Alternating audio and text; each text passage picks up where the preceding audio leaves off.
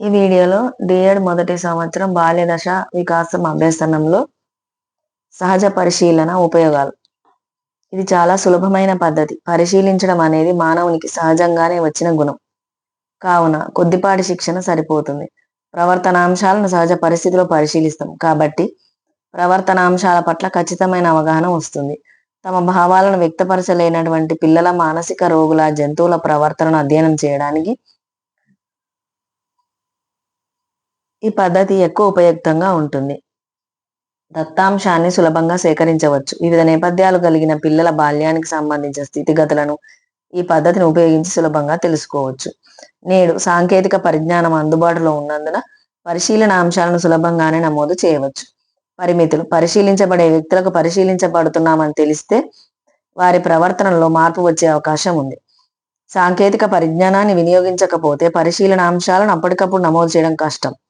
నమోదు చేయని ఎడల తదుపరి ఆ ప్రవర్తన నమోదు చేయాలంటే జ్ఞప్తికి రాకపోవచ్చు. దీనిలో వ్యక్తుల బాహ్య ప్రవర్తనను మాత్రమే అధ్యయనం చేయగలం, కానీ వారి అంతర్గత విషయాలను పరిశీలించలేం. పరిశీలనాంశాలను యథాతథంగా నమోదు చేయక పరిశీలించే వ్యక్తి తనకిష్టమైన వాటిని నమోదు చేసే అవకాశం ఉన్నది. పరిపృచ్ఛలు: పరిపృచ్ఛ పద్ధతిలో పరిపృచ్ఛకుడు ప్రయోజ్యుడిని ఒక నిర్దిష్ట విషయాన్ని గురించి మౌఖికంగా అడిగి సమాచారాన్ని రాబడతాడు. ఇంటర్వ్యూ అంటే ఒక వ్యక్తి ఇన్నర్వ్యూను తెలుసుకోవడంగా చెప్పవచ్చు. ఇన్నర్వ్యూ అంటే అంతర్గత భావాలు. వ్యక్తి బాహ్య ప్రవర్తనను పరిశీలన పద్ధతి ద్వారా అధ్యయనం చేస్తే అంతర్గత భావాలను తెలుసుకొనుటకు పరిపృచ్ఛ పద్ధతి అనువుగా ఉంటుంది. పరిపృచ్ఛకుడు ప్రయోజ్యుడిని ప్రశ్నించే కంటే ముందు ప్రయోజ్యుడితో సామరస్యాన్ని పెంపొందించుకొనవలెను. సామరస్యాన్ని ఏర్పరచుకొని సరైన సమాచారాన్ని పొందుటకు పరిపృచ్ఛకుడు ప్రయోజ్యుడికి పరిపృచ్ఛం నిర్వహించడానికి గల కారణాలను స్పష్టంగా తెలియజేయడంతో పాటు వారిచ్చిన సమాచారాన్ని వేరే ఏ ప్రయోజనానికి ఉపయోగించరనే నమ్మకాన్ని కలిగించాలి. నేడు ఇది ముఖాముఖిగా జరగడంతో పాటు టెలిఫోన్ ద్వారా, వీడియో కాలింగ్ మొదలైన పద్ధతుల్లో కూడా జరుగుతుంది. ఈ పద్ధతి ద్వారా ప్రయోజ్యుడి లక్షణాంశాలను, అభిప్రాయాలను, వైఖరులను మొదలగు వాటిని తెలుసుకోనవచ్చు. దీనిలో ప్రయోజ్యుడు మౌఖికంగా ఇచ్చే సమాచారంతో పాటు వారి శారీరక భావ ప్రకటనలను కూడా పరిపృచ్ఛకుడు సేకరించవలను. ఇది ఒక మౌఖిక ప్రశ్నావళి వంటిది. ప్రయోజ్యుడే ఇచ్చిన ప్రశ్నాపత్రం మీద జవాబులు రాయడానికి బదులు మౌఖికంగా చెబుతారు. చదవడం, రాయడం రాని వారి నుంచి సమాచారాన్ని సేకరించడానికి ఈ పద్ధతి చాలా ఉపయోగపడుతుంది. పరిపృచ్ఛలో 2 రకాలున్నాయి. ఒకటి సంరచిత పరిపృచ్ఛ, రెండవది అసంరచిత పరిపృచ్ఛ. సంరచిత పరిపృచ్ఛ: పరిపృచ్ఛకుడు తన అడగదలుచుకున్న అంశంపై మొదటి ప్రశ్నలను తయారు చేసుకొని వాటిపై మాత్రమే ప్రయోజ్యుని వద్ద నుంచి సమాధానాలను రాబట్టుటనే సంరచిత పరిపృచ్ఛ అంటారు. ప్రశ్నావళిలో లేని ఇతర ప్రశ్నలను గాని మరే ఇతర సమాచారాన్ని గాని అడగడు. ఒకే అంశంపై ఒకరి కంటే ఎక్కువ మంది ప్రయోజ్యుల వద్ద నుంచి సమాచారాన్ని ఈ పద్ధతిలో సేకరించినట్లయితే దానిని విశ్లేషించడం సులభతరం అవుతుంది. ఉదాహరణకు, తల్లిదండ్రులు వారి పిల్లల పెంపకంలో అనుసరించే పద్ధతుల గురించి తెలుసుకొనుటకు కింది ప్రశ్నలను అడగవచ్చును. తల్లిదండ్రులు చెప్పిన ఆటలు మాత్రమే పిల్లలు ఆడవలెను. తల్లిదండ్రులు నిర్ణయించిన సమయంలోనే పిల్లలు ఆటలు ఆడవలెను. పిల్లలకు స్వేచ్ఛనిస్తే చెడిపోతారు, కావున స్వేచ్ఛను ఇవ్వరాదు. దీనికి అవును కాదు మాత్రమే సమాధానం ఇవ్వాలి.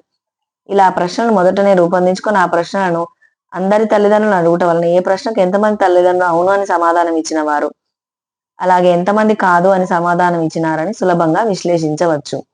అసంరచిత పరిపృచ్ఛ: పరిపృచ్ఛకుడు ముందుగానే ప్రశ్నలను రూపొందించుకోక ప్రయోజ్యుని కలిసినప్పుడు సందర్భానుసారం ప్రశ్నలు వేసి సమాచారాన్ని రాబడతాడు. ఈ పద్ధతిలో పరిపృచ్ఛకుడు స్వేచ్ఛగా ఎన్ని ప్రశ్నలైనను అడిగే అవకాశం ఉన్నది. ప్రయోజ్యుని సమాధానాన్ని బట్టి మరొక ప్రశ్నను అడగవచ్చు. ఇలాంటి అవకాశం సంరచిత పరిపృచ్ఛలో ఉండదు. సాధారణంగా ఒక వ్యక్తి జీవితానుభవాలను, ముఖ్యమైన సంఘటనలను, అదేవిధంగా ఇష్టాయిష్టాలను ఈ పద్ధతిలో తెలుసుకోవచ్చు. పరిపృచ్ఛకుడు సందర్భాన్ని బట్టి సంరచిత, అసంరచిత పరిపృచ్ఛ పద్ధతులను ఎన్నుకోవలసి ఉంటుంది. అవసరాన్ని బట్టి సంరచిత, అసంరచిత పరిపృచ్ఛ పద్ధతులు రెండింటినీ కలిపి కూడా ఒకేసారి ఉపయోగించుకోవచ్చు. పరిపృచ్ఛకుడు నైపుణ్యంతో ప్రయోజ్యునితో తగిన సామరస్యాన్ని ఏర్పరచుకుని సమాచారాన్ని రాబడితే కొంత సమయం, కొంచెం శ్రమ, ఎక్కువ ఖర్చు అయినప్పటికీ